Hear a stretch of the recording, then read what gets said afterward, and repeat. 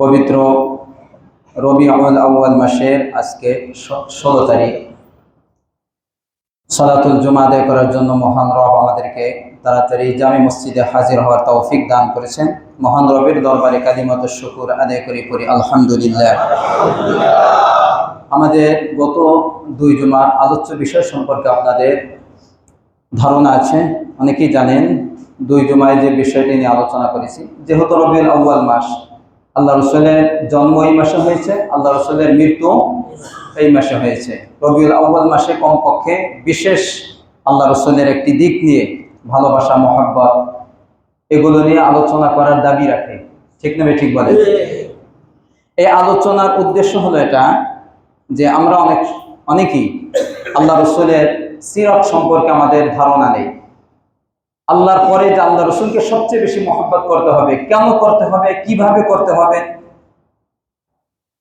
এগুলো আমরা আমাদের মধ্যে, আমি তো মনে করি 100 জনের মধ্যে মনে হয় 1 জনের জানা আছে, 99 জন লোকেরই জানা নাই। যার কারণে অনেক সময় দেখা যায় আল্লাহ রসুলের মহব্বতের চেয়েও আমার পিতামাতা, আমার স্ত্রী, আমার সন্তান, আমার নেতাকে আমি বেশি ভালোবাসি। ঠিক না ঠিক বলে? কিন্তু যদি আপনি আল্লাহ রসুলের সিরাত সম্পর্কে জানতেন, বাস্তবিক যদি জানতেন, লেখাপড়া করতেন, জানার চেষ্টা করতেন, তাহলে অবশ্যই আপনার কাছে এটা সূর্যের মতো স্পষ্ট হয়ে যেত যে আল্লাহ রসুলকে আল্লাহর পরে সবচেয়ে বেশি একজন মুমিনের মহব্বত করা জরুরি। ঠিক না ঠিক? এই জন্যই আলোচনার দ্বারা যেন আমাদের ফায়দা হয়, আলোচনা যেন ভালো লাগে, ঘটনা বলি, এই জন্য নয়। আলোচনা শোনার পরে এখান থেকে যে শিক্ষাগুলো আসে, এগুলো আমাদের জীবনে ধারণ করতে হবে। পারবো তো ইনশাআল্লাহ? গত 2 জুমায় আলোচনা করেছি যে আল্লাহ রসুল সাল্লাল্লাহু আলাইহি ওয়াসাল্লাম আমাদেরকে কতটা মহব্বত করেন, কতটা ভালোবাসেন।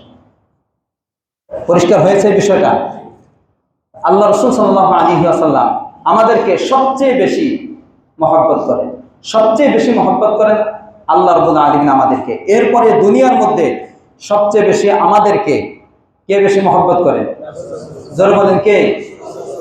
আমার স্ত্রীর চেয়েও, আমার সন্তানের চেয়েও, আমার পিতামাতার চেয়েও, দুনিয়ার সকলের চেয়ে, এমনকি আমি আমার নিজের জীবনকে, আমার সত্তাকে আমি যতটা ভালোবাসি না কেন, এর চেয়েও বেশি আমাকে ভালোবাসে, আপনাকে ভালোবাসে কে? আল্লাহ রাসূল সাল্লাল্লাহু আলাইহি ওয়াসাল্লাম। এগুলো বিভিন্ন দৃষ্টান্ত দিয়ে আপনাদেরকে বুঝিয়েছি, আরো অনেক আছে। কতটা অবদান আমাদের প্রতি আল্লাহ রাসূলের, তিনি তার অবদান, তার হক পরিপূর্ণভাবে আদায় করেছেন। বুঝাচ্ছে কথা না? তিনি তার হক পরিপূর্ণভাবে আদায় করেছেন। এখন আজকের জুমার আলোচ্য বিষয় হলো আল্লাহ রসুল সাল্লাল্লাহু আলাইহি ওয়াসাল্লামের জন্য আমাদের কিছু হক আছে না নাই? জোরে বলেন। যেহেতু আল্লাহ রসুল তার হকগুলো উম্মতের জন্য, তার যে হক সেটা সে আদায় করেছে এবং শতভাগ আদায় করেছে। ঠিক সত্য না মিথ্যা? সত্য। এখন আমাদের কিছু হক আছে না নাই? কে পাবে সে হক? জোরে বলেন, কে? তাহলে উম্মত হিসাবে আল্লাহ রাসূলের ওই সমস্ত অধিকারগুলো, হকগুলো আদায় করা জরুরি না জরুরি না? যদি হকগুলো আদায় করতে পারি তাহলে আমি একজন মুমিন, যদি হক আদায় করতে না পারি তাহলে আমি মুমিন না, আমি আল্লাহ রাসূলের উম্মত না। পরিষ্কার কথা এটা। আল্লাহ রাসূলের যে হকগুলো আমাদের উপর, যে হকগুলো উম্মত হিসাবে আদায় করতে হবে, এরকম 8টি হক আছে। কয়টি? 8টি হক নিয়ে আজকে আলোচনা করার সময় নেই, ভবিষ্যতে কোনো সময় হলে তখন বলবো। এই 8টি হকের মধ্যে একটি হক নিয়ে আজকে আলোচনা হবে। ওই 8টি হকের মধ্যে একটি হক হলো মুহাব্বত।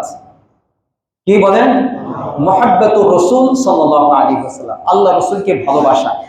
আল্লাহ রাসূলকে ভালোবাসা, কথাটা বুঝাচ্ছে?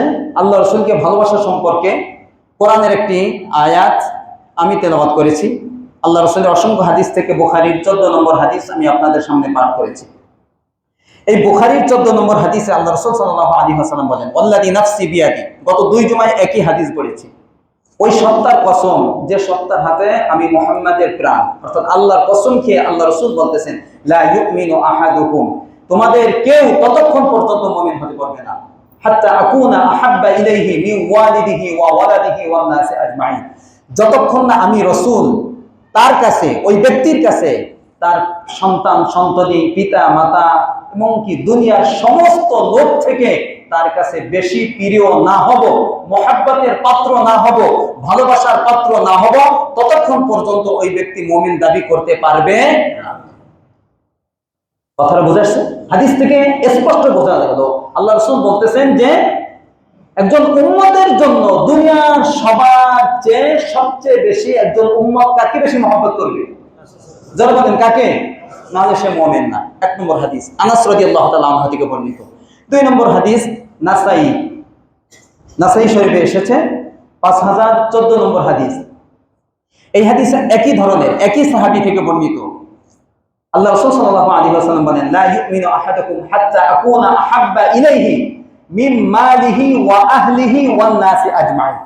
একটু ভিন্নভাবে আসছে যে যতক্ষণ পর্যন্ত আমি রাসূল তোমাদের কারো কাছে তার সম্পদ থেকে, তার পরিবার পরিজন থেকে এবং দুনিয়ার সমস্ত মানুষ থেকে যতক্ষণ পর্যন্ত প্রিয় না হব, ততক্ষণ পর্যন্ত ওই ব্যক্তি মুমিন হতে পারবে না।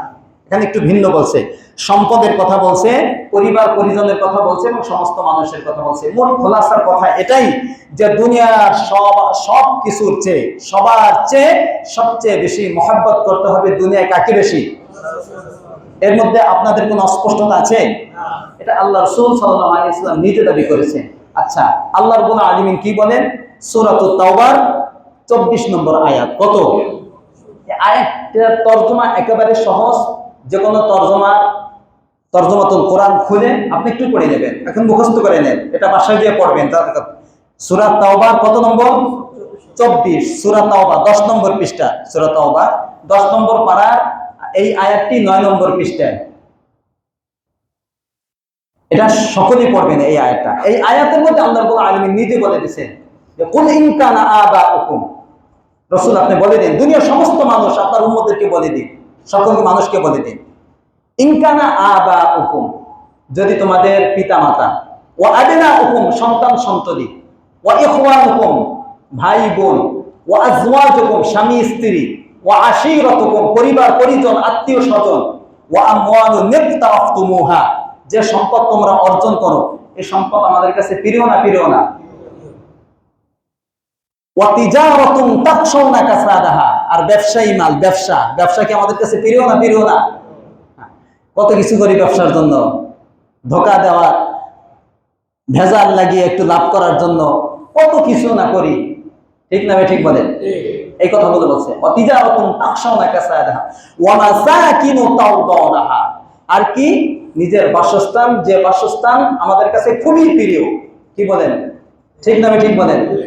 আচ্ছা, এই 8টি কথা বলছেন, এই 8টি জিনিস আপনি বলেন হে রাসূল, এই 8টি জিনিস যদি আহাব্বা ইলাইকুম মিনাল্লাহি ওয়া রাসূলিহি ওয়া জিহাদিন ফি সাবিলিহি, এই 8টি জিনিস যদি তোমাদের কাছে আল্লাহর চেয়েও, আল্লাহর রাসূলের চেয়ে এবং জিহাদের চেয়ে বেশি প্রিয় হয়, এই 8টি জিনিস আল্লাহর চেয়ে যদি আমাদের কাছে বেশি প্রিয় হয়, আল্লাহ রাসূলের চেয়ে যদি আমাদের কাছে বেশি প্রিয় হয়, জিহাদের ময়দানে যাওয়ার তুলনায় এই 8টি জিনিস যদি আমাদের কাছে বেশি প্রিয় হয়, ফাতারাব্বাসু হাত্তা ইয়াতিয়াল্লাহু বিআমরি, আপনি বলে দিন অচিরে তাদের উপর গজব আসবে, শাস্তি আসবে, সেই অপেক্ষা যেন তারা করে। নাউজুবিল্লাহ বলেন। কে বলতেছেন? আল্লাহ রাব্বুল আলামিন বলতেছেন। কাজে বোঝা গেল এই 8টি জিনিস আল্লাহ রাব্বুল আলামিন কেন উল্লেখ করলো? এই 8টি জিনিসই দুনিয়ার মধ্যে সবার কাছে সবচেয়ে বেশি প্রিয়, ঠিক না? ঠিক বলেন? এই 8টির ভিতরে দুনিয়ার সমস্ত জিনিস চলে আসছে। এই জন্য 8টি জিনিস বাছাই করে করে আল্লাহ রাব্বুল আলামিন যে 8টি জিনিসের প্রতি একজন লোক হিসাবে, মানুষ হিসাবে তার দুর্বলতা থাকে, ভালোবাসার দিক থাকে, এই 8টি জিনিস আল্লাহ রাব্বুল আলামিন উল্লেখ করে পরিষ্কার করে বলে দিয়েছে যেহেতু দুনিয়ার মধ্যে তোমাদের কাছে এই 8টি জিনিস সবচেয়ে প্রিয়, এর চেয়েও বেশি প্রিয় হতে হবে আল্লাহ, আল্লাহ রাসূল এবং জিহাদের ময়দানে যাওয়া, ঠিক না? ঠিক বলে? তাহলে হাদিস থেকে, আয়াত থেকে স্পষ্টভাবে প্রমাণিত হলো আল্লাহর পরে সবচেয়ে বেশি মহব্বত করতে হবে কাকে? ক্লিয়ার কথা না ক্লিয়ার না?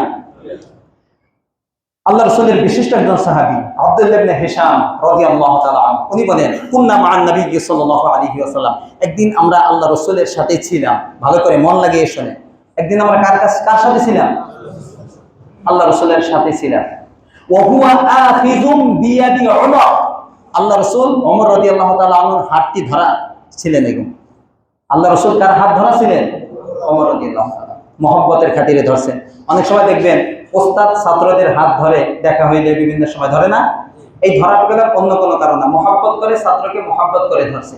আল্লাহ রাসূল ঠিক এরকম একসাথে আছেন, হঠাৎ করে আল্লাহ রাসূল ওমর ফারুক রাদিয়াল্লাহু তাআলা আনহু হাতটি ধরলেন। আল্লাহ রাসূল হাত ধরার পরে ফাকালা লাহু ওমর রাদিয়াল্লাহু তাআলা আনহু আল্লাহ রাসূলকে বললেন, ইয়া রাসূলুল্লাহ লা আনতা আহাব্বু ইলাইয়া মিন কুল্লি শাই ইল্লা মিন নাফসি। হে রাসূল, আপনি আমার কাছে দুনিয়ার সব কিছুর চেয়ে বেশি প্রিয়, তবে আমার নিজের সত্তার চেয়ে না। কথাটা বুঝাচ্ছে? কি বলছেন? হে রাসূল, আপনি আমার কাছে দুনিয়ার সব কিছুর চেয়ে বেশি প্রিয়, তবে আমার থেকে না, আমার জানের থেকে আপনি বেশি প্রিয় না। আমার জান ব্যতীত দুনিয়ায় যা কিছু আছে সব কিছুর চেয়ে আপনি আমার কাছে কি বেশি প্রিয়। আল্লাহ রাসূল সাল্লাল্লাহু আলাইহি ওয়াসাল্লাম বললেন, লা ওয়াল্লাযী নাফসি বিয়াদি হাত্তা আকুনা আহাব্বা ইলাইকা মিন নাফসিক। ওমর শোনো, হবে না যতক্ষণ পর্যন্ত আমি তোমার কাছে তোমার নফসের চেয়েও, তোমার ব্যক্তির চেয়েও যতক্ষণ পর্যন্ত বেশি প্রিয় না হব, ততক্ষণ পর্যন্ত মুমিন দাবি করা চলবে না। এই ভালোবাসা গ্রহণযোগ্য হবে। সাথে সাথে দেখছেন সাহাবায়ে মুনাফিক কথা বলেন, আমরা কি, আমরা তো লৌকিকতা করি না, হুজুর আপনাকে অনেক বেশি মহব্বত করি, অথচ ভিতরে বিদ্বেষে ভরা। কথা বলে না? বাস্তব না বাস্তব? দেখা হইলে এক আচরণ, এরপরে পিছনে যে আরেক ধরনের ব্যবহার, আছে না নাই? এটা স্পষ্ট। সাহাবীদের মাঝে লৌকিকতা বলতে কিছু ছিল না, লৌকিকতা বলতে কিছু যেটা বাস্তব সেটাই বলে দিচ্ছেন। রাসূল আপনাকে সবচেয়ে বেশি ভালোবাসি, তবে আমার নফসের চেয়ে বেশি ভালোবাসি না। আল্লাহ রাসূল বলেন, হবে না, নফসের চেয়ে বেশি আমাকে কি করতে হবে? বেশি ভালোবাসতে হবে। একটু চিন্তা ভাবনা করে বলে ফেললেন, ফাইন্নাহুল আন ইয়া রাসূলুল্লাহ লা আনতা আহাব্বু ইলাইয়া মিন নাফসি, মিন নাফসি। সাথে সাথে বলে ফেললেন, ইয়া রাসূলুল্লাহ, হ্যাঁ এখন আমি আমার নফসের চেয়েও আপনাকে বেশি ভালোবেসে ফেললাম। সুবহানাল্লাহ বলে। এখন আপনি একটু চিন্তা ভাবনা করে নিজেকে প্রস্তুত করে যে বাস্তবে আমার তো মুমিন হতে হবে, নিজের অন্তরে থেকে তিনি এই চিন্তা ভাবনা করে বের করে ফেললেন, না বাস্তবে তো আমি আমার নফসের চেয়ে আমি আল্লাহ রাসূলকে বেশি ভালোবাসি। এরপরে মুখ দিয়ে বলে ফেললেন, ইয়া রাসূলুল্লাহ, দুনিয়ার সব কিছুর চেয়ে, এমনকি আমার নিজের জীবনের চেয়েও বেশি প্রিয় আপনি আমার কাছে। আল্লাহ রাসূল বললেন, ফাকালা লাহু রাসূলুল্লাহ সাল্লাল্লাহু আলাইহি ওয়াসাল্লাম, আল আন ইয়া উমর, হ্যাঁ উমর, এখন ঠিক আছে, এখন তোমার ঈমান পরিপূর্ণ হয়েছে। সুবহানাল্লাহ বলে। তাহলে হাদিস থেকে স্পষ্ট বোঝা গেল যে দুনিয়ার সবকিছু চেয়েও এবং কি নিজের জীবনের চেয়েও বেশি ভালোবাসতে হবে কাকে? কিন্তু দুর্বল হাদিস না, বুখারীর হাদিস। আজকে বুখারী মুসলিমের হাদিস অধিকাংশ। তাহলে স্পষ্ট বোঝা গেল সবচেয়ে বেশি ভালোবাসতে হবে কাকে? আল্লাহ রাসূলকে। এখন কথা হলো এই ভালোবাসার তরিকাটা কি হবে, পদ্ধতি কি হবে? আমি আমার মন মতো ভালোবাসবো? কথা বলেন, আমি কি আমার মন মতো আল্লাহ রাসূলকে ভালোবাসবো, নাকি ভালোবাসার একটা মাপকাঠি আছে? জোরে বলেন, আমিনু কামা আমানান নাস। আল্লাহ রাব্বুল আলামিন বলেন যে তোমরা ওই সমস্ত লোকদের মতো ঈমান আনো যেরকম ভাবে লোকেরা ঈমান এনেছে। এই লোকেরা তারা উদ্দেশ্য সাহাবায়ে কেরাম। ঈমানের ক্ষেত্রে মাপকাঠি কারা? আমার ঈমান যদি সাহাবাদের ঈমানের মতো হয় তাহলে আমার ঈমান গ্রহণযোগ্য। আল্লাহ রাব্বুল আলামিন নিজে বলতেছেন সূরাতুল বাকারা। কাজী ভালোবাসার ক্ষেত্রেও আল্লাহ রাসূলকে যে আমরা ভালোবাসবো, এই তরিকা পদ্ধতি কাদের মতো হতে হবে? কাদের মতো বলেন? এখন আমি একটু অন্য দিকে যাব, ভালো করে বোঝেন। আল্লাহ রাসূলকে ভালোবাসার তরিকা পদ্ধতি অনেক আছে, ওগুলো নিয়ে আমি আজকে আলোচনা করব না। আল্লাহ রাসূলকে ভালোবাসার প্রচলিত প্রসিদ্ধ যুগ যুগ ধরে চলে আসছে দুইটা পদ্ধতি। কয়টা? আমার দিকে আপনাদের মন আছে তো? ভালো করে শুনেন। যুগ যুগ ধরে আল্লাহ রাসূলকে ভালোবাসার কয়টা পদ্ধতি চলে আসছে? দুইটা। এক নম্বর নাসারা ইহুদি তরিকা, দুই নম্বর সাহাবা তরিকা। কয়টা? ভালো করে বুঝবেন। এক নম্বর তরিকা খ্রিস্টান ইহুদি তরিকা। কি বললাম বলেন? দুই নম্বর তরিকা হলো সাহাবা তরিকা। কি তরিকা? সাহাবা তরিকা। এই দুইটা পদ্ধতি যুগ যুগ ধরে আল্লাহ রাসূলকে ভালোবাসার ক্ষেত্রে এই দুইটা পদ্ধতি যুগ যুগ ধরে চলে আসছে। আমরা কোন তরিকা আল্লাহ রাসূলকে ভালোবাসবো এটা পরিষ্কার হবে সামনে। আচ্ছা, এখন একটু বুঝাইতে হবে, নাসারারা খ্রিস্টানরা তাদের নবী ঈসা আলাইহিস সালামকে কেমন ভালোবাসতো। একটু না বুঝাইলে বুঝবেন না, সংক্ষেপে একটু বুঝাই। এটা বুঝলে আল্লাহ রাসূলের সাহাবারা আল্লাহ রাসূলকে কেমন ভালোবাসতো এটা বুঝে আসবে, ঠিক না বলেন? কম্পেয়ার করতে হবে। ইহুদিরা মুসা আলাইহিস সালামকে কেমন ভালোবাসতো, খ্রিস্টানরা ঈসা আলাইহিস সালামকে কেমন ভালোবাসতো, আর আমাদের সাহাবায়ে কেরাম আল্লাহ রাসূলকে কেমন ভালোবাসতো। এই কম্পেয়ার করার দরকার আছে না নাই? না থাকলে না, এটা যদি আমি না বুঝাই তাহলে কিভাবে আপনি বুঝবেন? এখন শুনেন, নাসারারা খ্রিস্টানরা তাদের নবী ঈসা আলাইহিস সালামকে কেমন ভালোবাসতো শুনেন, বিস্তারিত বলা যাবে না। ঈসা আলাইহিস সালাম যখন সত্যের দাওয়াত দেওয়া শুরু করলেন, তার বিরুদ্ধে লাগলো ইহুদিরা। কারা? ইহুদিরা। আর লাগলো রোম সম্রাট। কোন সম্রাট? রোম। বিভিন্ন ধরনের মামলা, হয়রানি তার বিরুদ্ধে। এক পর্যায়ে নির্দেশ আসলো তাকে হত্যা করা হবে। নাউযুবিল্লাহ বলেন। কাকে? ঈসা আলাইহিস সালামকে হত্যা করা হবে। আচ্ছা, হত্যা করার জন্য ৮ জন লোক ঠিক করলো ইহুদিদের মধ্যে। কয়জন? এবং পুলিশও খুঁজতেছে, আর এদিকে ৮ জন লোক খুঁজতে খুঁজতে যখন ঈসা আলাইহিস সালাম শুনতে পারলেন আল্লাহ রাব্বুল আলামিনের নির্দেশে এক জায়গায় তিনি আত্মগোপন করলেন, আশ্রয়। কিন্তু ঈসা আলাইহিস সালামের কিছু অনুসারী ছিল, বাস্তবে যারা ঈসা আলাইহিস সালামের উপর ঈমান আনছে এবং ভালোবাসতো, তাদেরকে কোরআনের ভাষায় বলা হয় হাওয়ারি। কি বলা হয়? হাওয়ারি। কোরআনে আছে, বিভিন্ন আয়াতে আছে হাওয়ারি। তো যখন ঈসা আলাইহিস সালাম এক জায়গায় আত্মগোপন করেছে, তার অনুসারী যারা, তারা তার সন্ধান সম্পর্কে জানে না? জানে না? জানে। তো ওই ৮ জন ব্যক্তি ইহুদি ঈসা আলাইহিস সালামকে হত্যা করার জন্য খুঁজতেছে, পাকড়াও করার জন্য খুঁজতেছে। তো খুঁজতে খুঁজতে ওই ঈসা আলাইহিস সালামের একজন অনুসারী, বাস্তব অনুসারী হাওয়ারি, এই একজনের সাথে দেখা হইল। দেখা হওয়ার পরে বলল, বলো ঈসা কোথায়, বলো। যদি না বলো তাহলে নির্যাতন করা হবে। কথাটা বুঝছেন? আর যদি বলে ফেলো নির্যাতন থেকে মুক্তি পাবে আর কিছু টাকাও পাবে। সে মনে করলো যে কিছু টাকা তো পাইতেছে, উপকার হবে, বলে দিলে আর কি হবে, তিনি তো আল্লাহর নবী, তাকে কিছু করতে পারবে না। এই ভেবে সে বলে দিছে যে অমুক জায়গায় আছে। কোন জায়গা আছে? অমুক জায়গা আছে। অমুক জায়গায় যখন সন্ধান দিয়ে দিল, তারা যে ঘেরাও করলো, ঘেরাও করার পরে লোক কয়জন? ৮ জন ঘেরাও করলো। এর মধ্যে একজন যেখানে তিনি আত্মগোপন করছেন ভিতরে ঢুকলো, ঘরের ভিতরে ঢুকলো। আল্লাহ রাব্বুল আলামিন যে ব্যক্তি ঢুকছে তার চেহারাকে ঈসা আলাইহিস সালামের চেহারার মতো বানিয়ে দিয়েছে। বুঝছেন? ঢুকছে কয়জন? তার চেহারা কার চেহারার মতো? আর এদিকে কোরআনের ভাষায় সূরা আলী ইমরানের মধ্যে আসছে আল্লাহ রাব্বুল আলামিন ঈসা আলাইহিস সালামকে আসমানে উঠিয়ে নিয়েছেন। এই যে আল্লাহ রাব্বুল আলামিন কুদরতি ভাবে যে আসমানে উঠিয়ে নিলেন, এটা কি ওই ৮ জন লোকের দেখার সুযোগ আছে? দেখতে পারবে তারা? পারে নাই। আর যে ঢুকছে তার চেহারা কার মতো? ও যখন বের হয়ে আসছে মনে করছে এই ঈসা, ধরকে ধরে এরপরে তাকে শরীয়তে চড়াইছে। এইটাই এখন তারা দাবি করে ঈসা আলাইহিস সালামকে তারা শরীয়তে চড়াইছে। কিন্তু একটু পরেই তাদের সন্দেহ হয়ে গেল, আমরা তো আসছিলাম ৮ জন, এখন দেখি ৭ জন। কোরআনে এই কথাটাই বলছে, কিন্তু এখনো খ্রিস্টানদের কথাটা বিশ্বাস করে না। ওমা সালাবুহু ওমা কাতালুহু ওয়ালাকিন শুববিহা লাহু, এই কথাটা আল্লাহ রাব্বুল আলামিন বলেছেন। আসছে কয়জন? এখন একজনের চেহারা তো ঈসা আলাইহিস সালামের চেহারা মতো হয়ে গেছে, একে তারা দাবি করতেছে এই ঈসা, তাহলে বাকি থাকলো কয়জন? এখন আমরা তো আসছি ৮ জন, এখন আছে ৭ জন। কথাটা বুঝে আসছে? যাই হোক, এখানে এই ঈসা আলাইহিস সালামের একজন সত্যিকারের অনুসারী, সে কি করলো? কিছু টাকার লোভে কার সন্ধান দিয়ে দিল? জোরে বলেন। তাহলে প্রকৃত ভাবে এই অনুসারী ঈসা আলাইহিস সালামকে ভালোবাসছে? তাহলে খ্রিস্টানদের তাদের নবীদের ক্ষেত্রে তাদের অনুসারীদের যে একটা ভালোবাসা, এটার একটা দৃষ্টান্ত পাইলেন। এখন আল্লাহ রাসূলের সাহাবারা এটার সাথে মিলাইয়া আল্লাহ রাসূলের সাহাবা আল্লাহ রাসূলকে কেমন ভালোবাসতেন, অর্থের বিনিময়ে তার সন্ধান দিয়েছে কিনা, অর্থের বিনিময়ে তারা আল্লাহ রাসূলকে কাফেরদের হাতে তুলে দিয়েছে কিনা, বা এরকম চেয়েছে কিনা, দেখার দরকার আছে না নাই? একটু দেখেন, আল্লাহ রাসূলের 10 জন সাহাবীকে একটা এলাকায় কোরআন শিক্ষার জন্য পাঠিয়েছিলেন বিস্তারিত বিবরণ দেওয়ার সময়। এর মধ্যে একজন সাহাবী ছিলেন খুবাইব রাদিয়াল্লাহু তাআলা আনহু। নাম শুনছেন? আচ্ছা, যাই হোক, মক্কার কাফেররা তাকে আটক করেছে। আটক করার পরে তাকে তারা শরীরে চড়িয়ে হত্যা করে মারবে।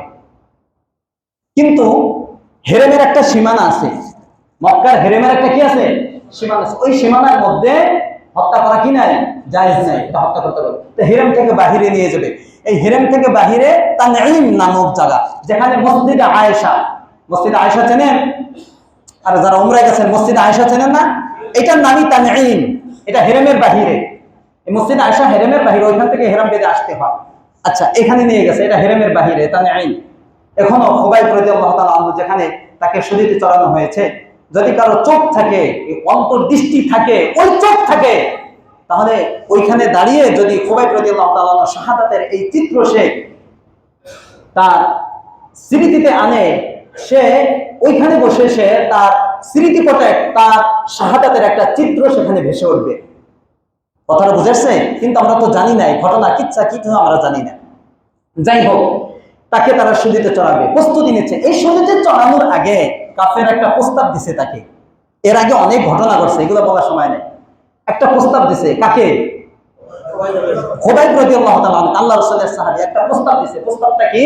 ইয়া খুবাইব, কোন কোন বর্ণনা আছে যায়েদ ইবনে দাসিনা রাদিয়াল্লাহু তাআলা আনহুর হাদিস, এই কথাটা যেটাই হোক না কেন, খুবাইব রাদিয়াল্লাহু, ইয়া খুবাইব,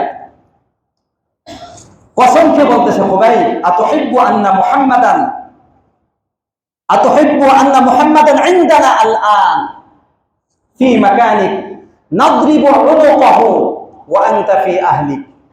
খুবাইব, তুমি কি এটা পছন্দ করো যে এই মুহূর্তে তোমার পরিবর্তে মুহাম্মদ আমাদের কাছে থাকবে, আমরা তার গর্দান উড়িয়ে দিব, আর তুমি নিরাপদে তোমার পরিবারের কাছে চলে যাবে? তুমি কি এটা চাও? এই প্রস্তাবটা কারা দিছে? বুঝেন না কথা? কারা দিছে? খুবাইব রাদিয়াল্লাহু তাআলা দিছে। তুমি কি এটা চাও যে তোমার এই স্থানে এখন কে থাকবে? কে? আমরা তার গর্দান উড়াবো, তোমার উড়াবো না, আর তুমি নিরাপদে তোমার পরিবারের কাছে চলে যাবে। এটা কি তুমি চাও? খুবাইব রাদিয়াল্লাহু তাআলা বিন্দু মাত্র বিলম্ব করেন না, বললেন, ওয়াল্লাহি মা উহিব্বু আন্না মুহাম্মাদান সাল্লাল্লাহু আলাইহি ওয়াসাল্লাম ফি মাকানিহি আল্লাযী হুয়া ফীহি তুসিবুহু শাওকাতুন তুযিহি ওয়া আনা জালিসুন ফি আহলি। আমি খুবাইব আল্লাহ রাসূলের আমার পরিবর্তে এখানে তাকে হত্যায় ঠেলে দেওয়া তো দূরের কথা, আমার পরিবর্তে আল্লাহ রাসূলকে হত্যা করবে তো দূরের কথা, আল্লাহ রাসূলের শরীরে একটি কাটা বিদ্ধ হবে, সামান্য একটু কষ্ট হবে, এইটা আমি খুবাইব সহ্য করব না। সুবহানাল্লাহ বলেন। আমার পরিবর্তে আমি আমার পরিজনের কাছে নিরাপদে থাকবো, আমার পরিবর্তে আমার হাবিবকে হত্যা করা হবে, এটা তো দূরের কথা। বরঞ্চ তোমরা যদি এই প্রস্তাব দাও যে আমাকে হত্যা করবে না, আল্লাহ রাসূলকে এনে শুধু একটু কাটা ঢুকিয়ে দিবে, এই বরদাস্ত আমি খুবাইব করব না। আল্লাহু আকবার বলেন। এটা আল্লাহ রাসূল সাহাবীদের, আল্লাহ রাসূলের সাহাবীদের ভালোবাসার দৃষ্টান্ত আল্লাহ রাসূলকে। মিলছে? কথা বলেন। নাসারাদের তরিকা আর সাহাবী তরিকা এক না দুই? চিন্তা করেন। 2 নম্বর, খ্রিস্টানরা তাদের, ইহুদিরা তাদের নবীকে কি কেমন ভালোবাসছিল। ইহুদিরা ইহুদিরা মুসা আলাইহিস সালামের অনুসারী, তাদেরকে কি বলা হয়? বনি ইসরাইল ইহুদি। তারা দীর্ঘকাল পর্যন্ত ফিরআউনের নির্যাতনের মধ্যে ছিল। এক পর্যায়ে আল্লাহ রাব্বুল আলামিন তাদেরকে লোহিত সাগর পার করে অপর প্রান্তে পৌঁছে দিলেন, আর ফিরআউনের বাহিনীকে লোহিত সাগরে ডুবিয়ে মারলেন। এই ঘটনা জানেন না? জানেন না? অপর প্রান্তে যখন মুসা আলাইহিস সালাম সমস্ত বনি ইসরাইলদেরকে নিয়ে নিরাপদে চলে গেলেন, আল্লাহ রাব্বুল আলামিন আদেশ করলেন যে এতদিন তো তোমরা মিশরে ছিলে, এই মিশর তো তোমাদের আসল মাতৃভূমি না, আসল মাতৃভূমি ফিলিস্তিন, শাম। কোনটা? যারা বলেন কোনটা? শাম, ফিলিস্তিন। তোমরা সেখানে যাও, সেখানে যে সমস্ত লোক আছে তাদের বিরুদ্ধে যুদ্ধ করো, আমি রব তোমাদেরকে অঙ্গীকার দিলাম, তোমরা শুধু যুদ্ধ করবে, আমি সহজে তোমাদের হাতে বিজয় এনে দেব। মুসা আলাইহিস সালাম তাদের কাছে প্রস্তাব দিল, চলো। আল্লাহ রাব্বুল আলামিন আদেশ করছে। তারা কি বলল এটা একটু দেখা, সূরা আম্বিয়া বিস্তারিত আছে, কথা যাবে না। তারা বলল, ক্বালু ইয়া মুসা ইন্না লান নাদখুলাহা হাত্তা ইয়াখরুজু মিনহা। তারা বলল, ইন্না ফিহা কওমান জাব্বারিন, না, সম্ভব না। ওই শামের মধ্যে এখন যারা আছে তারা খুব দুর্ধর্ষ জাতি, শক্তিশালী জাতি, দুর্ধর্ষ জাতি, এদের সাথে আমরা যুদ্ধ করে পারবো না। যতক্ষণ পর্যন্ত ওই দুর্ধর্ষ জাতি শাম থেকে বের না হবে ততক্ষণ পর্যন্ত আমরা শামে যেতে পারবো। তাহলে কি করবা? ইযহাব আনতা ওয়া রাব্বুকা ফাকাতিলা ইন্না হাহুনা কাঈদুন। এই মুসা আলাইহিস সালামের অনুসারীরা মুসা আলাইহিস সালামকে বলতেছে যে আমরা এখানে বসে থাকি, তিহ ময়দানে আমরা বসে থাকি, নিরিবিলি বসে থাকি আমরা, তুমি আর তুমি। মুসা আলাইহিস সালামকে বলতেছে তুমি আর তোমার রব যাও, গিয়ে যুদ্ধ করো, যুদ্ধ করে একেবারে পরিষ্কার করবে, যুদ্ধ করে খালি করে রাখবে, বাস। এরপরে ফুলের মালা গলায় দেওয়া আর মিষ্টি খাওয়ার দায়িত্ব আমরা নিলাম, যুদ্ধ করে আমাদের কাছে খবর পৌঁছাবে, সব কিছু পরিষ্কার করে একেবারে সাফ করে রাখবে, ঠান্ডা করে রাখবে, কেউ থাকবে না। এরপরে ফুলের মালা যে গলায় দেবো এবং মিষ্টি খাওয়ার দায়িত্ব আমরা নিলাম, আমরা এখানে বসে আছি, আগে যুদ্ধ করে তোমরা বিজয় করো, এরপরে আমরা গিয়ে মিষ্টি খাবো। কারা বলছে? আরে কথা বলেন, কারা বলছে? কাকে বলছে? এই কথাটা কি মুসা আলাইহিস সালামের সাথে বেয়াদবি হয়েছে না হয় নাই? ঘাউলা জাতি ছিল। এটা ছিল মুসা আলাইহিস সালামের অনুসারীরা মুসা আলাইহিস সালামের প্রতি তাদের মহব্বত আর ভালোবাসা। যায় নাই যুদ্ধের ময়দানে, এমনকি এই কথা বলছে তুমিও তোমার রব দাও, আমরা এখানে বসে আছি, যে শুধু মিষ্টি খাবো। এইরকম আশিকে রাসূল বাংলাদেশে আছে না নাই? ভিতরে ঢুকবো একটু পরে। আচ্ছা, এটা শুনলেন মুসা আলাইহিস সালামের অনুসারীরা মুসা আলাইহিস সালামকে কেমন ভালোবাসতো। এখন আমার নবীর সাহাবীরা আল্লাহ রাসূলকে কেমন ভালোবাসতো শুনতে হবে না একটু নাকি? জানেন বদরের যুদ্ধের সময় মুসলমানদের সংখ্যা কত? কাফেরদের কোন কোন বর্ণনায় মুসলমানদের কাছে তরবারি আছে মাত্র 70টা, আর ওদের প্রত্যেকের 1000 হাতে, প্রত্যেকের হাতে এক একটা, প্রত্যেকের কাছে ঘোড়া, প্রত্যেকের কাছে উট, সরঞ্জামাদির শেষ নেই কাফেরদের হাতে। মুসলিমদের হাতে মাত্র 70 জন, আর বাকি সবার হাতে কোনো অস্ত্র নাই, খাজরের ডাল। কি বলেন, যুদ্ধ করতে আল্লাহ রাসূল আসেন নাই। যাই হোক, এক পর্যায়ে যুদ্ধের পরিস্থিতি তৈরি হয়ে গেল। আল্লাহ রাসূল সাহাবাদেরকে 313 জনকে নিয়ে বৈঠকে বসলেন। বৈঠকে বসার পরে আল্লাহ রাসূল বলেন আশিরু আলাইয়া আইয়ুহান নাস, হে আমার সাহাবায়ে কেরাম, আমাকে পরামর্শ দাও, কি করতে পারি আমরা। বুঝাচ্ছেন? আবু বকর দাঁড়ালেন, ওমর দাঁড়ালেন, ওসমান রাদিয়াল্লাহু তাআলা দাঁড়ালেন, আলী রাদিয়াল্লাহু তাআলা আনহু দাঁড়ালেন। এক একজন দাঁড়িয়ে ভাষণ দিলেন, আমরা প্রস্তুত আছি। আল্লাহ রাসূলের মন ভরে না। আশিরু আলাইয়া আইয়ুহান নাস, হে লোক সকল, কি করব, পরামর্শ দাও আমাকে। আল্লাহ রাসূল চাচ্ছিলেন মদিনার আনসার সাহাবী, যুবক সাহাবীরা দাঁড়িয়ে সমর্থন করুক এবং তারাও যে আমার সাথে আছে এটা বলুক, কিন্তু কেউ বলতেছে না। সবাই যারা বলতেছে তারা মদিনা মক্কা থেকে এসেছে, মুহাজির সাহাবী। আল্লাহ রাসূলের মন ভরে না, বারবার এই কথা বলতেছে। এক পর্যায়ে মিকদাদ ইবনে আসওয়াদ রাদিয়াল্লাহু তাআলা বুঝে ফেললেন যে আল্লাহ রাসূল আমাদেরকে ইঙ্গিত করে বলতেছে। তিনি দাঁড়ালেন, দাঁড়িয়ে বললেন ওয়াল্লাহি ইয়া রাসূলুল্লাহ ইন্না লা নাকুনু কামা ক্বালাত বানু ইসরাঈল লিমূসা ইযহাব আনতা রাব্বুকা ফাকাতিলা ইন্না হাউনা কাঈদুন ওয়ালাকিন ইযহাব আনতা ওয়া রাব্বুকা ফাকাতিলা ইন্না মাআকুমা মুকাতিলুন। আল্লাহু আকবার, জোরে বলেন। তিনি বললেন ইয়া রাসূলুল্লাহ, আল্লাহর কসম খেয়ে বলতেছি, আজ আমরা ওই সমস্ত লোকদের মতো কথা বলবো না, ওই সমস্ত বনী ইসরাঈলের মতো কথা বলবো না আমরা, যে বনী ইসরাঈলরা মূসা আলাইহিস সালামকে বলেছিল তুমি আর তোমার রব দিয়ে যুদ্ধ করো, আমরা এখানে বসে আছি। আজকে তাদের মতো কথা বলবো না, বরঞ্চ আপনি আপনার রব তো আসেনি, সাথে সাথে আপনাদের সাথে আমরা সমস্ত সাহাবে কেরাম ঐক্যবদ্ধ হয়ে যুদ্ধের ময়দানে আমরা থাকবো। সুবহানাল্লাহ বলেন। সাথে সাথে বললেন ওয়াল্লাহি ইয়া রাসূলুল্লাহ ওয়ালাকিন্না নুকাতিলু আন ইয়ামিনিক ওয়া আন শিমালিক ওয়া বাইনা ইয়াদাইক ওয়া খালফাক। ইয়া রাসূলুল্লাহ, আমরা আপনার শুধু যুদ্ধ না, আপনার ডান পাশে থাকবো, বাম পাশে থাকবো, সামনে থাকবো, পিছনে থাকবো, আমরা আপনার চার পাশ থেকে শত্রুদের বিরুদ্ধে যুদ্ধ করব। এই কথা বলার পরে আব্দুল্লাহ ইবনে মাসউদ রাদিয়াল্লাহু তাআলা আনহু বলেন মিকদাদ ইবনে আসওয়াদ যখন এই কথা বলল, ফারাইতু রাসূলুল্লাহি সাল্লাল্লাহু আলাইহি ওয়াসাল্লাম আশরাকা ওয়াজহুহু, আমি আল্লাহ রাসূলের চেহারার দিকে তাকিয়ে দেখলাম আল্লাহ রাসূলের চেহারা খুশিতে ঝলমল করতেছে। সুবহানাল্লাহ বলেন। এমন খুশি হয়েছেন মিকদাদ ইবনে আসওয়াদের এই কথা শুনে। এরপর দাঁড়াইলেন সাআদ ইবনে মুআজ রাদিয়াল্লাহু তাআলা আনহু। তিনি দাঁড়িয়ে বললেন ইয়া রাসূলুল্লাহ হাযিহি আমওয়ালুনা, এই আমাদের সম্পদ, খুয মিনহা মা শি'তা ওয়া দা' মিনহা মা শি'তা, আপনি যা ইচ্ছা এখান থেকে নেন আর যা ইচ্ছা আপনি রেখে দেন, আপনার যা ইচ্ছা, যতটুকু ইচ্ছা রেখে দেন, যতটুকু ইচ্ছা আপনি নিয়ে নেন। আর ইয়া রাসূলুল্লাহ শুনেন, আপনি যা নেবেন আর যা রেখে দিবেন, রেখে দেওয়ার তুলনায় যা নেবেন সেটাই আমাদের কাছে সবচেয়ে বেশি প্রিয়। সুবহানাল্লাহ বলেন।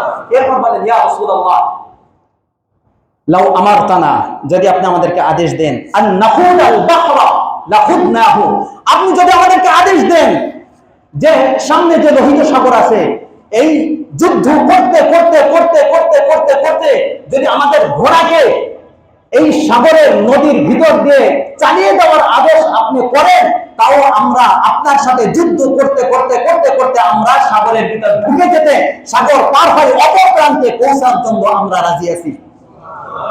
সাদ ইবনে মুআজ বলতেছেন, এবং এরপর ওয়ালাউ আমারতানা আন নাদরিবা আকবাদাহা ইলা বারকিল গুমাত লা ফাআলনাহু, যদি আপনি আমাদেরকে দ্রুত বেগে যুদ্ধ করতে করতে বারকুল গুমাত, অনেক দূরের একটা স্থান এর নাম, বারকুল গুমাত পর্যন্ত যদি আপনি যেতে বলেন, যুদ্ধ করতে করতে দ্রুত বেগে যেতে বলেন, তাও আমরা আপনার সাথে আছি, প্রস্তুত আছি।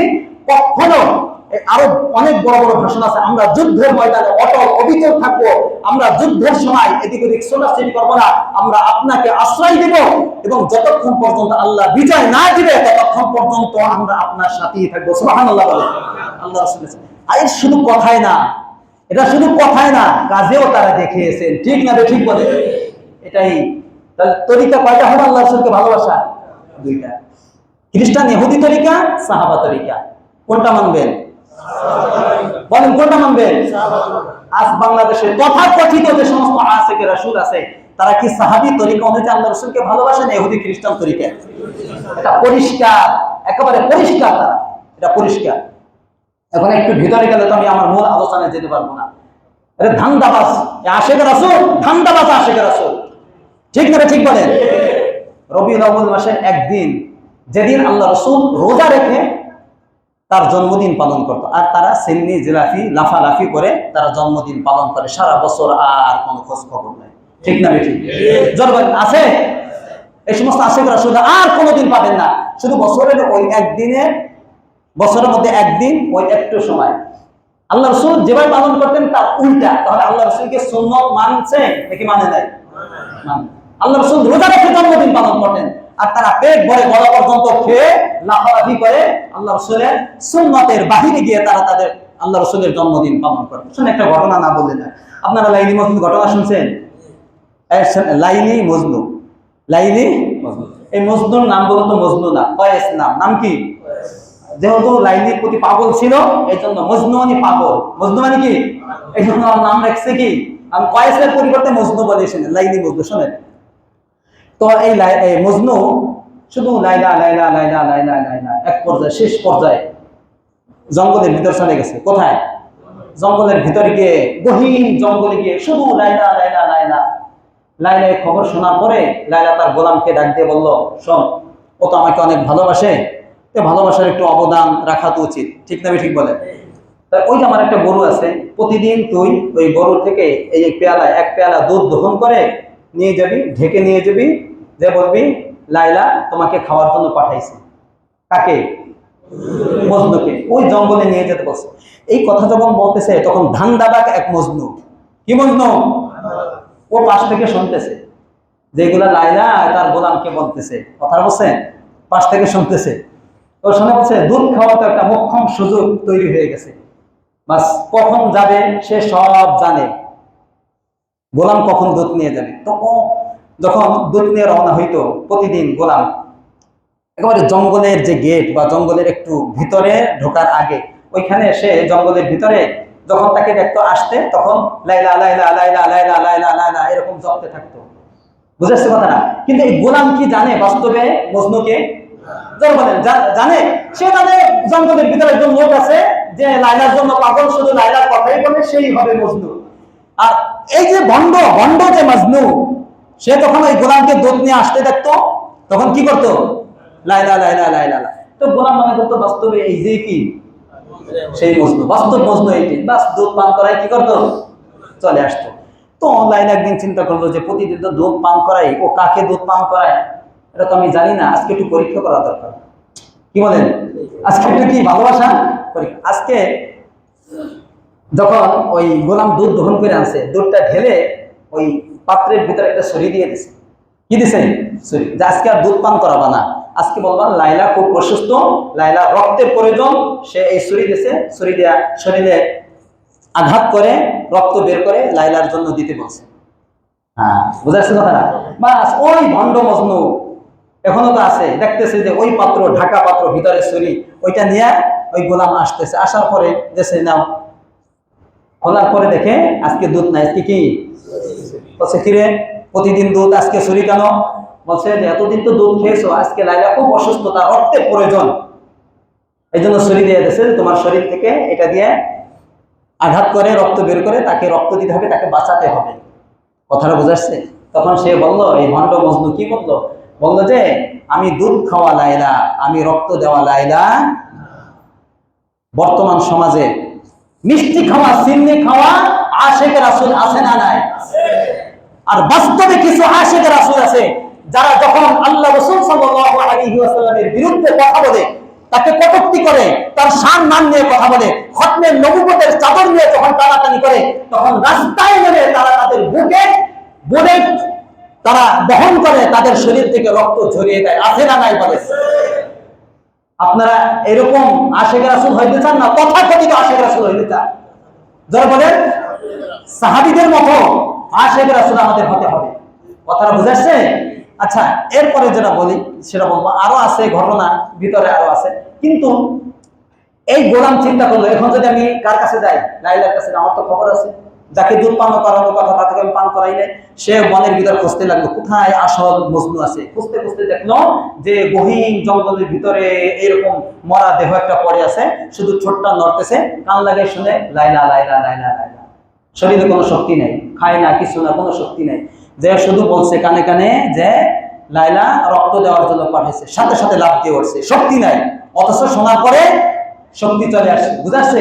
বলছে এই যে ছুরি দিয়েছে, সাথে সাথে শরীর তো শুকানোর শক্তি নাই, আঘাত করে করে করে করে রক্ত বের করে একটু রক্ত তার জন্য দিয়ে দিয়েছে।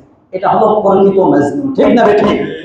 কাজে বাংলাদেশে এই দুই ধরনের আশিক রাসূল আছে না নাই? বলেন আছে না নাই?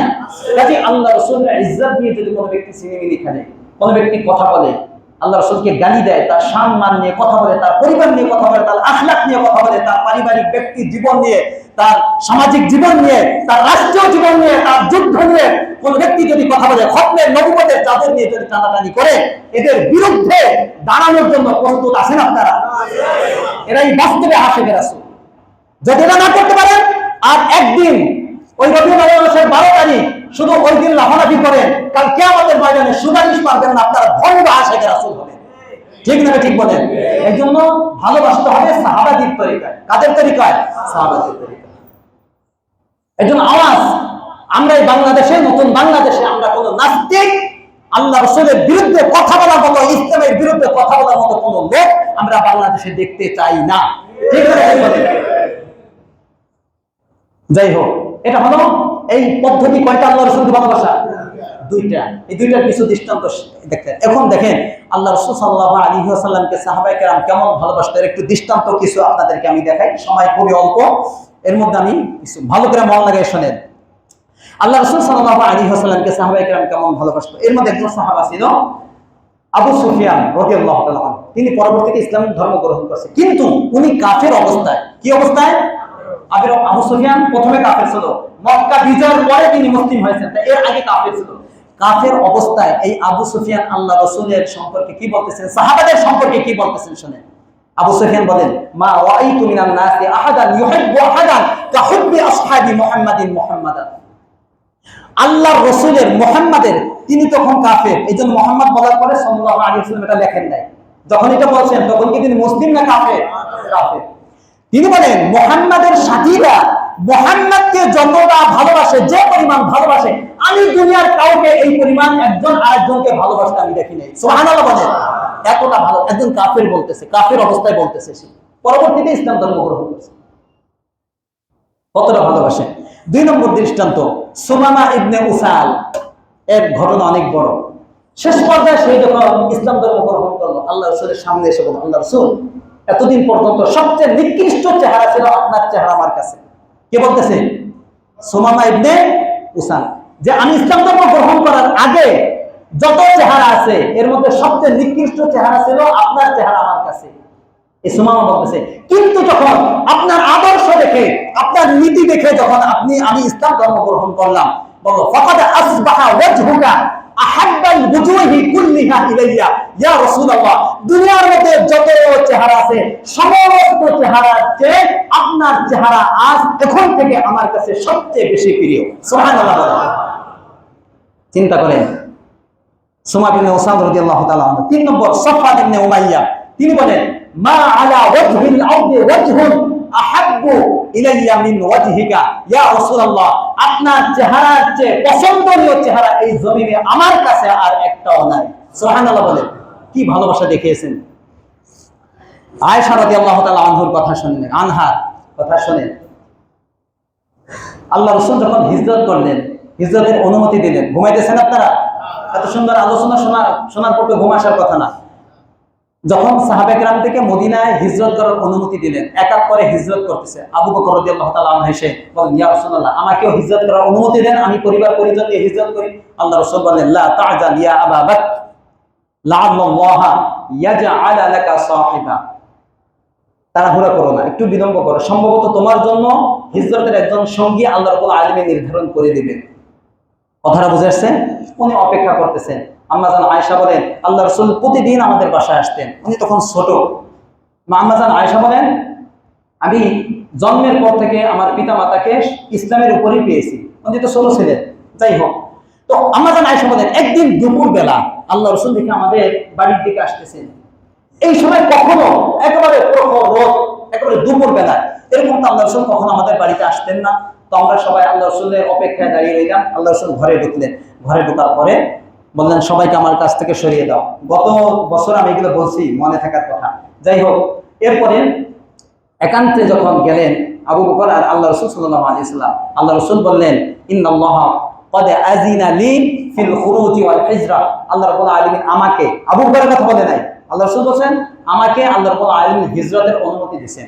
আবু বকর রাদিয়াল্লাহু তাআলা বললেন আস-সুহবা ইয়া রাসূলুল্লাহ, আপনার সফর সঙ্গী হিসাবে কি আমি থাকবো? এই কথা কি আল্লাহ রাব্বুল আলামিন বলেন? আল্লাহ রাসূল বললেন আস-সুহবা, হ্যাঁ আবু বকর, আমার হিজরতের সঙ্গী হিসাবে তুমি থাকবে, এটাও আল্লাহ রাব্বুল আলামিন নির্ধারণ করে দিয়েছেন। সুবহানাল্লাহ। এখানে কথা না, কথা হলো এটা। এরপরে এই কথা শোনার পরে আবু বকর রাদিয়াল্লাহু তাআলা এতটা খুশি হয়েছেন, আমরা যখন আয়েশা ফাল্লাহি মা শাআরতু কাত্তু বাদা যালিকা ইয়াউম আন্না আহাদান ইয়াবকি মিনাল ফারহি হাত্তা ওয়াইতু আবা বকর ইয়াউমাইযি। কি আজীব এক কথা বলছে। আমরা যখন আয়েশা বলেন আমার জ্ঞান হওয়ার পর থেকে আজ পর্যন্ত একজন মানুষ খুশির কারণে যে কেঁদে দেয় এটা আমি জানতাম না।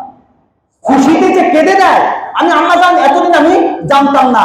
যা দেখেছি এই কথা শোনার পরে আমার আব্বা আবু বকর রাদিয়াল্লাহু তাআলা আনহু, যেহেতু তিনি আল্লাহ রাসূলের সফর সঙ্গী হবে, তার মাহবুবের সাথেই থাকবে, এই কথা শোনার পরে সাথে সাথে তিনি আনন্দে কেঁদে দিলেন। সুবহানাল্লাহ।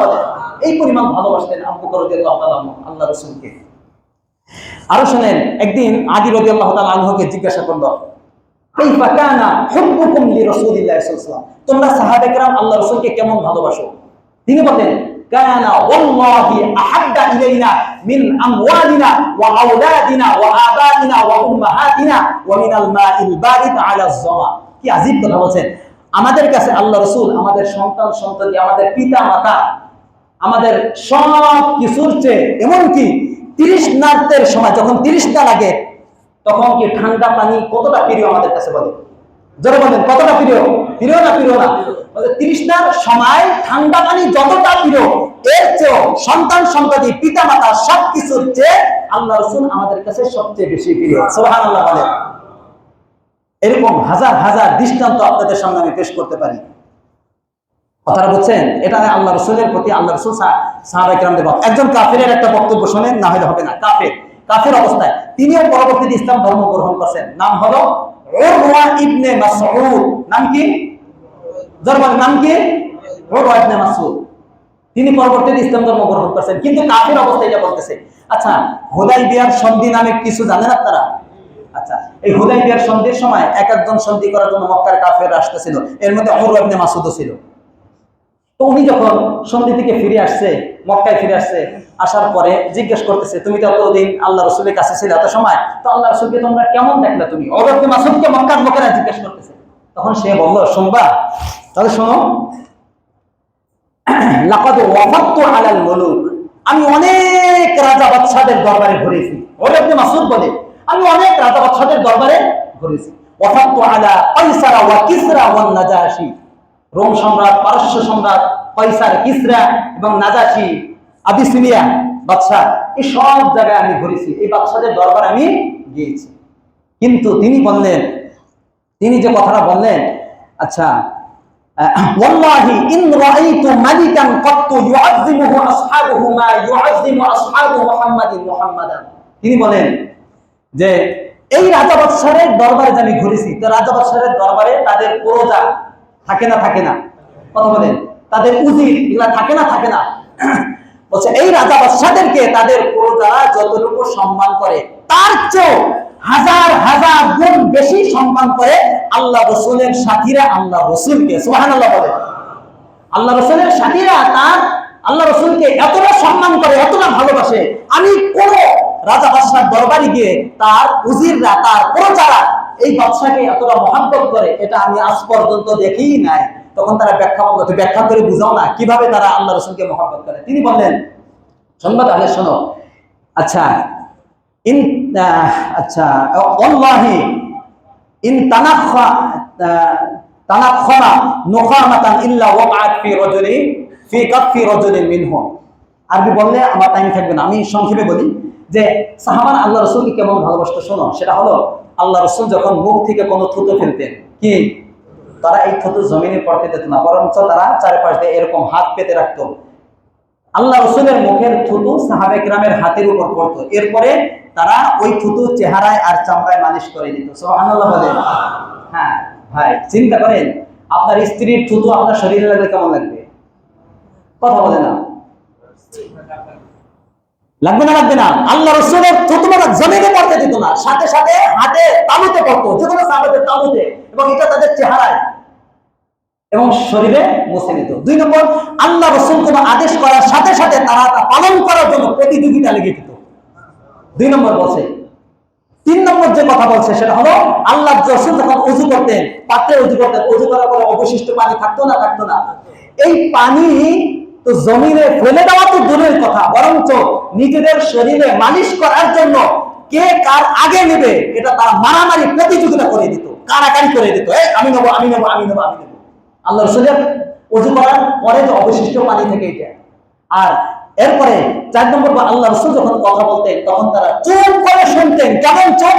যেন এমন ভাবে নিস্তব্ধ হয়ে বসে থাকতেন চুপ করে, যে উপরে যদি পাখি এসে পড়ে তাও তারা টের পেত না। এতটা ভালোবাসতো। আল্লাহ রাসূলের দিকে যখন তারা তাকাইতো তখন এরকম রূঢ় দৃষ্টিতে এরকম তারা তাকাইতো না, বরঞ্চ সম্মানের সাথে তারা আল্লাহ রাসূলের ওই আদেশগুলো শোনার জন্য তার চেহারার দিকে তাকাইতো।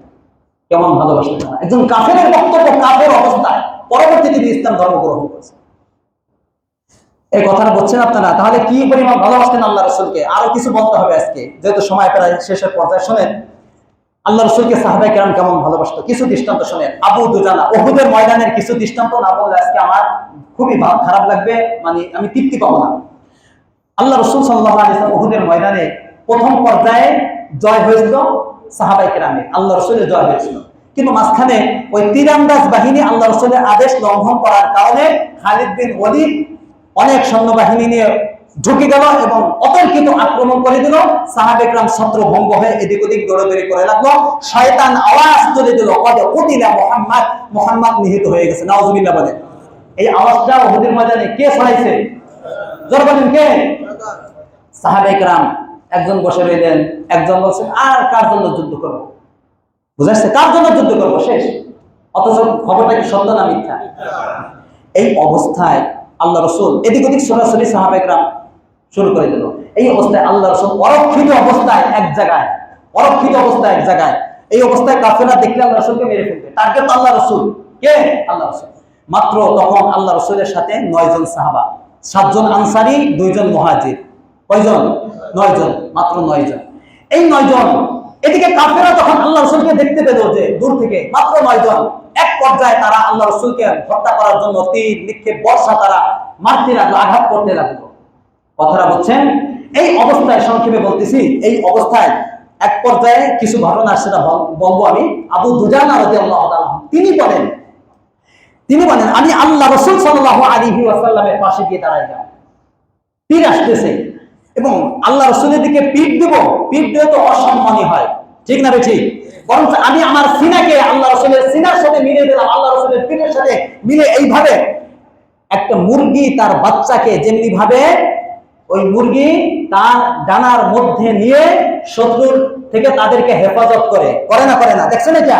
ঠিক আবু দুজনা বলেন একটা মুরগি যেমন মুরগির ছানাকে বাচ্চাকে শত্রুর আক্রমণ থেকে হেফাজত করার জন্য ডানার ভিতরে নিয়ে সমস্ত মোকাবেলা সে করে তার শরীরে সে বরদাস্ত করে, ঠিক আমি আল্লাহ রাসূলকে এভাবে ধরে এভাবে রাখলাম আর সমস্ত তীর আমার হাতে রানে পিঠে এসে বিদ্ধ হতে লাগলো। হাদিসের মধ্যে ইতিহাসে পাওয়া যায় ৮০-র চেয়েও বেশি তীর তার শরীরে বিদ্ধ হয়েছিল। এভাবে তারা আল্লাহ রাসূলকে হেফাজত করছেন। আবু তালহা রাদিয়াল্লাহু আনহু আল্লাহ রাসূল গর্তের মধ্যে পড়ে গেলেন। আবু তালহা বললেন, ইয়া রাসূলুল্লাহ, আপনি এখানে অবস্থান করুন। একটা ঢাল নিয়ে তিনি দাঁড়িয়ে গেলেন। আবু তালহা ছিলেন তীরন্দাজ, খুব তীরে দক্ষ ছিলেন। যে ব্যক্তি তার সামনে দিয়ে যাইতেছেন, আল্লাহ রাসূল তোমার তীরটা আবু তালহাকে দিয়ে দাও। আবু তালহা এই পরিমাণ তীর মেরেছিল যুদ্ধে, উহুদের যুদ্ধে, যে তার 2 থেকে 3টা ধনুক ভেঙে গেছে। তীর মারতে মারতে একজন কাফেরও সামনে আসতে পারে নাই। যাই হোক, এক পর্যায়ে ওই 7 জন আনসারী সাহাবী এক এক করে সবাই আল্লাহ রাসূলের জন্য জীবন দিয়ে দিয়েছে। আছে কত? 2 জন মাত্র, এই তালহা ইবনে উবাইদুল্লাহ আর সাদ ইবনে ওয়াক্কাস। যাই হোক, এই তালহা ইবনে উবাইদুল্লাহ উনি বলেন, আল্লাহ রাসূল আপনি এখানে অবস্থান করেন, আমি দেখতেছি। বাস এরপরে আল্লাহ রাসূল ময়দানের পরিস্থিতি দেখার জন্য একটু মাথা উঠিয়ে দেন, এইভাবে একটু মাথা উঠিয়ে দেন দেখার জন্য। আবু তালহা বলেন, ইয়া রাসূলুল্লাহ লা তুশরিক, আপনি মাথা উঠাবেন না, খবরদার আপনি মাথা উঠাবেন না। কেন? আল্লাহ রাসূল বলেন, কেন মাথা উঠাবো না? তালহা বললেন, ইউসিবুকা সাহমুম মিন সিহামিল কওম, ভুলবশত ওই কাফেরদের কোন তীর এসে আপনার শরীরে লেগে যেতে পারে। চিন্তা করে এই মুহূর্তে কতটা চিন্তা করতেছেন আল্লাহ, লেগে যেতে পারি ইয়া রাসূলুল্লাহ, আপনি মাথা উঠাবেন না। এরপরে যে কথাটা বললেন, নাহরি দুনা নাহরি, ইয়া রাসূলুল্লাহ আপনার শরীরের জন্য, আপনার সিনার জন্য, বক্ষের জন্য আমি আবু তালহা বক্ষ সিনাটা যথেষ্ট। আমি আমার সিনাকে কাফেরদের তীরের দিকে ফিরিয়ে দিলাম। সমস্ত তীরের আঘাত আমি আমার সিনায় বহন করব, একটা তীর যেন আপনার শরীরে লাগতে না পারে। হাদিসের মধ্যে আছে কোন কোন বর্ণনায় 35টি, কোন কোন বর্ণনায় 39টি, কোন বর্ণনায় 70-এর বেশি তীর আবু তালহার সিনার মধ্যে লেগেছে এবং আল্লাহ রাসূলকে হাত দিয়ে এইভাবে তরবারির আঘাতগুলো তিনি প্রতিহত করেছেন। তার আঙ্গুল কেটে গেছে, তীর লাগতে লাগতে লাগতে লাগতে তার হাত অবশ হয়ে গেছে। মৃত্যুর আগ পর্যন্ত তার হাত এইভাবে অবশ অবস্থায় ছিল। সুবহানাল্লাহ বলেন। এভাবে আল্লাহ রাসূলকে হেফাজত করছেন তিনি। আল্লাহ রাসূল বলেন, যদি তোমরা ময়দানে চলন্ত কোন শহীদকে দেখতে চাও, শহীদ কি ময়দানে থাকে না মাটির নিচে থাকে? যদি চলন্ত জমিনের উপর চলতেছে এমন কোন শহীদকে দেখতে চাও, তাহলে আবু তালহাকে দেখো, যে জমিনের চলন্ত একজন শহীদ। সুবহানাল্লাহ বলেন। এইভাবে আল্লাহ রাসূলকে হেফাজত করছেন। এক পর্যায়ে কাফেরদের আঘাতে আল্লাহ রাসূলের দান্দান মোবারক শহীদ হয়। উতবা ইবনে আবি ওয়াক্কাস, ইবনে কুবাইয়া, আব্দুল্লাহ ইবনে শিহাব যুহরি, 3 জন আল্লাহ রাসূলের উপর আক্রমণ করছে। বিস্তারিত বলা যাবে না। যাই হোক, এক পর্যায়ে আল্লাহ রাসূলের মাথায় লোহার টুপি ছিল। এই টুপি ডান চোখের এদিক দিয়ে 2টা কড়ার ভিতরে ঢুকে গেছে। আর নিচের যে রুবাইয়া দাঁত, এই রুবাইয়া নিচের ডান পাশের এই 2টা দাঁত ভেঙে গেছে, শহীদ হয়ে গেছে। আচ্ছা, এই কড়া ঢুকে গেছে, রক্ত বের হচ্ছে, ক্ষত বিক্ষত হয়ে গেছে। আল্লাহ রাসূল এই কড়াগুলো বের করা জরুরি। দৌড় দিয়ে আসলো আবু বকরকে থামিয়ে আবু উবাইদা বলল, আবু বকর আপনি থামেন, এই দায়িত্ব আমাকে দেন। তিনি আল্লাহ রাসূলের এই কড়া উঠানোর জন্য, তখন কি এই অস্ত্র ছিল যে আমি আমার দাঁত দিয়ে উঠাবো? দাঁত দিয়ে টান দিলেন, একটা দাঁত ভেঙে গেল, একটা কড়া উঠে গেল। আবার আবু বকর এগিয়ে আসলো, বাধা দিলেন, না আপনি পারবেন না, আমি উঠাবো। আল্লাহ রাসূলের দ্বিতীয় কড়া উঠাইলেন, আর একটা দাঁত ভেঙে গেল। কথার কথা, আল্লাহ রাসূলের শরীর থেকে রক্ত পড়তেছে। মালিক ইবনে সিনান দেখলেন যে এই রক্ত যদি জমিনে পড়ে তাহলে গজব চলে আসবে। নবীদের রক্ত যদি জমিনে পড়ে তাহলে আল্লাহ বরদাশত করেন না। সাথে সাথে দৌড় দিয়ে এসে সমস্ত রক্ত চেটে চেটে চুষে সব নিজের পেটের ভিতর ঢুকিয়ে দিলেন। সুবহানাল্লাহ বলেন। মালিক ইবনে সিনান, আল্লাহ রাসূল বলেন, মান মাসসা দামুহু দামি লাম তামাসসাহুন নার, আমার রক্ত যার রক্তের সাথে মিলেছে জাহান্নামের আগুন তাকে স্পর্শ করবে না। সাহাবাদের কিভাবে আল্লাহ রাসূলকে ভালোবাসতেন ভাই, আরো আছে, এগুলা না বললে আমার আজকে পেটের ভাত হজম হবে না, বুঝছেন? এই যে আল্লাহ রাসূলের কিছু ভালোবাসার নমুনা, কিছু দৃষ্টান্ত আপনাদের সামনে পেশ করলাম। আরো অনেকগুলো আছে, যদি আল্লাহ তৌফিক দেয় আগামী জুমা হবে ইনশাআল্লাহ। ঠিক আছে তো ইনশাআল্লাহ। আসবেন, তাড়াতাড়ি আসবেন একটু। তারা এগুলা শুনলে কি আল্লাহ রসুলের প্রতি ভালোবাসা বৃদ্ধি পায় না পায় না? তাহলে এইগুলা শোনার পরে আল্লাহ রসুলকে যেভাবে সাহাবায়ে কিরাম ভালোবাসেন আমরা এইভাবে ভালোবাসতে পারবো তো ইনশাআল্লাহ? সঠিকভাবে। এর পদ্ধতি কি হবে? ভালোবাসা যদি আমরা আল্লাহ রসুলকে করি এইভাবে, এর ফলাফল কি হবে? এগুলো নিয়ে আগামী জুমায় ইনশাআল্লাহ আলোচনা হবে। ওয়া মা তাওফীক ইল্লা বিল্লাহ ওয়া আখিরু দাওয়ানা আনিল হামদুলিল্লাহি রাব্বিল আলামিন।